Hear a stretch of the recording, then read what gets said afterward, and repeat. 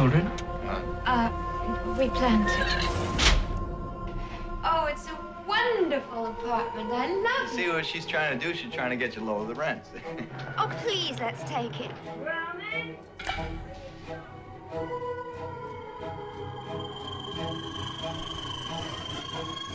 Are you pregnant? No, not yet. No, you're not religious, my dear, are you?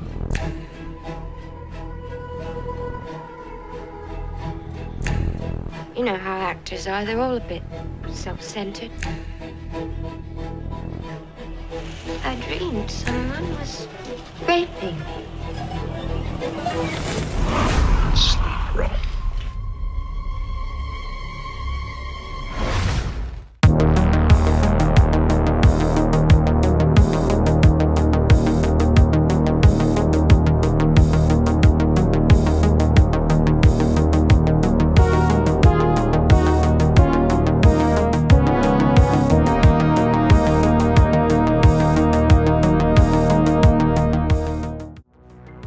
Some movies seem untouchable.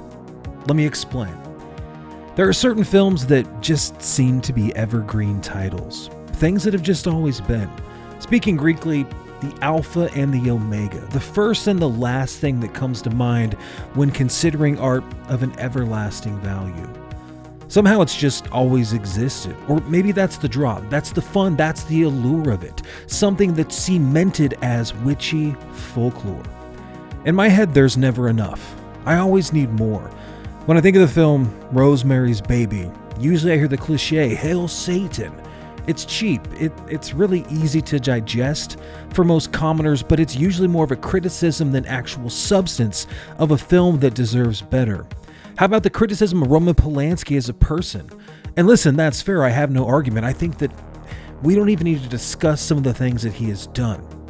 But I guess for me, I am able to separate the art and the artist. Really, personally, I don't know if someone of a normal sound mind and normal operating facilities can conjure up such a film so perfectly complete with tension and trepidation. I often think you would have to be pretty fucked up. You'd have to be in some fucked up shit, I guess, to put something out into the world in 1968. Are you really for sure there isn't some sort of connection to some sort of ancient alchemy, a universal solvent to produce such forlorn and witchy cinema into the world? Only like a year later, to have the most notorious quote-unquote serial killer connection to Polanski's wife Sharon Tate and Charlie Manson. There's a legacy, there's a legitimacy to a creepy little satanic thriller like Rosemary's Baby. And I, for one, have a hard time justifying how it all came to be and how I just cannot get enough of it some 57 years later. This movie is the literal definition of classic. I'd like to take a few minutes to go over my thoughts and my introduction of this film and how it shaped my horror journey. The year was 2000 and I was 16 years old. I don't know what it is about growing up in the shadows of Hollywood heavyweights and the cinematic offerings such as The Exorcist, The Omens of the World, and Rosemary's Baby, but back then, man, there was a reputation. There was respect for your fucking elders. More things I'm going to do on this channel, just a little behind the curtain. I'm not worried about copyright. I'm not worried about censorship, and I'm definitely not worried about fucking pissing off people that want to protect people like Roman Polanski. I'm going to show full clips. I'm going to use the F word. I'm going to get under people's skin. That's what I do. I'm not about monetary value. I could give a shit. I want to get to the core of why I love this fucking movie. Movie first, movie over everything. The internet was still relatively fresh in 2000. Okay, it was in an infant state, and the word of mouth was much more powerful than some sort of Google search or a push notification like you'd get on your phone. In some way, there was still a major rite of passage to growing up, to not be seen as a poser or someone who bullshitted their way through conversation at a party or some sort of backyard ritual or bonfire. To be respected, you had to know what you were talking about. You had to experience certain things. Or maybe I was just lucky. I always wanted to be friends with people who were older and they seemed to know the best new records, the best new bands. They had intimate knowledge of things that seemed, well, immortal, so to speak. Things that had a reputation, things that had a legacy to them. Origin stories that I just wanted to be a part of. So I guess that's where we need to start. A freshman who was friends with some juniors who partied with girls, loved heavy metal, and could quote the Clerks movie from front to back. That was important to me in 2000. I don't know why. I happened upon a party where the feature film was none other than Rosemary's Baby. Let's skip ahead because I'm probably going to be foggy trying to remember all those details and recollections of Chase and Skirt. Let's talk about what stayed with me. All of them witches. That is what stayed with me. That line might have single-handedly started me down a deep, classic horror rabbit hole that I didn't even know existed. To be real. Forever, I have had a thing for witches. It's true. Gun to my head, what is my favorite mythological, historical, fucking cryptozoology, any sort of thing over anything besides Bigfoot? It's witches. Witches get me to my core. It's deep-seated. It has strong roots. They've always called to me. To this day, I'm not really sure why. Why you would choose to live in the middle of the woods, dance around bonfires, toil in trouble with toads and crows, and burn themselves at the stake. To be closer to the underboss, I guess, the man downstairs, the devil himself. I could never wrap my head around it. I could not understand why you would want to do that. Is it the cackle? Is it the long nose? Is it the broomstick? Is it the coven? Is it the idea that they would just come together and worship? Always freaked me out, man, since I was a little kid. There was something about the witch that would take the child into the woods away from into the wolves, right? Away from the trusting arms of the parent. Freaks me out. And that's what continues to draw me to Rosemary's Baby. From the haunting pinks and the sprawling skyscrapers of that opening, to the twisted claustrophobia of the Bramford and Central Park, West New York.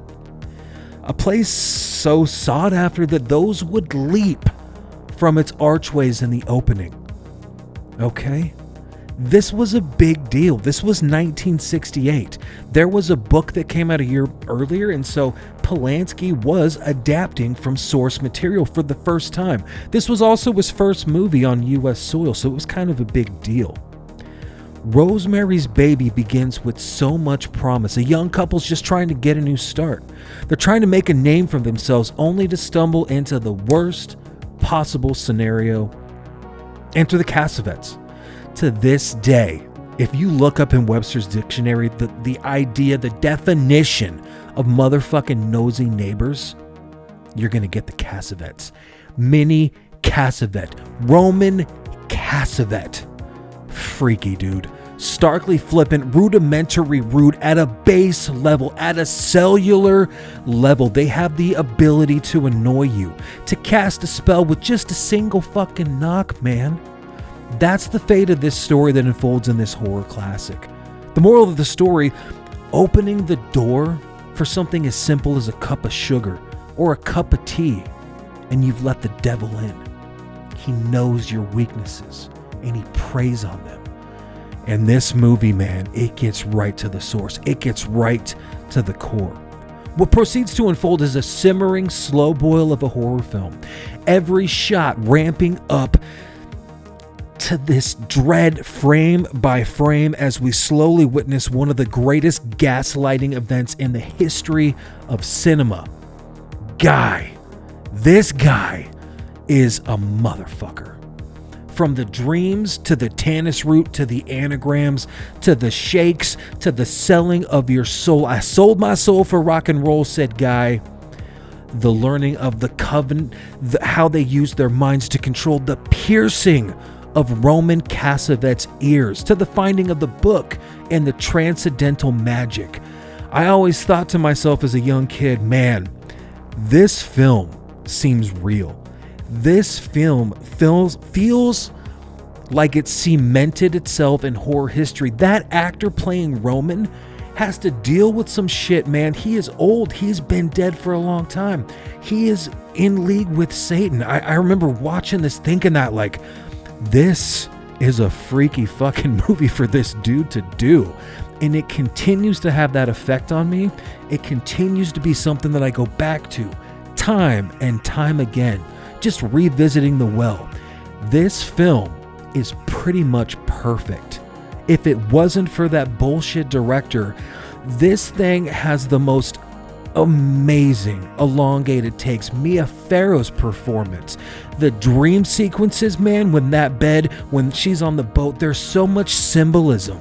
There's so much like uneasiness and her own like doubts and her paranoia, from like her chest size to how she feels stark and naked on that boat, to like studying her neighbors and feeling uncomfortable, to the guy saying, hey, you should probably go downstairs. She goes down and that room opens up to that layer, that black layer with the crosses and all the shit on the wall, the chanting and that rose bedspread. I'm telling you, man, it's iconic. Fucking iconic. This movie was not done with haste and cheap hack and slash aesthetic. It's played extremely straight. One of the most brilliant psychological thrillers of all time, and one of my favorite movies is Rosemary's fucking Baby. That scene with the devil, that scene when they're chanting, that last 7 minutes when the baby and the whole party is revealed and she doesn't have a choice. It's cinematic perfection. It's just perfect when it's showing he has his father's eyes. The flashbacks to where they're in the archway and she finally feels the pain go away and she kind of leans back and she starts laughing maniacally. She finally feels normal. And guys like, oh yeah, they must have heard you through the fucking walls. Because this coven, they can change things around you. They can shape history. They can do things to proceed the will of the Father, and it's done so it's just crafted. If you can't tell, I love Rosemary's Baby. I love you guys. If you want to see more videos like this, like, comment, talk some shit down there.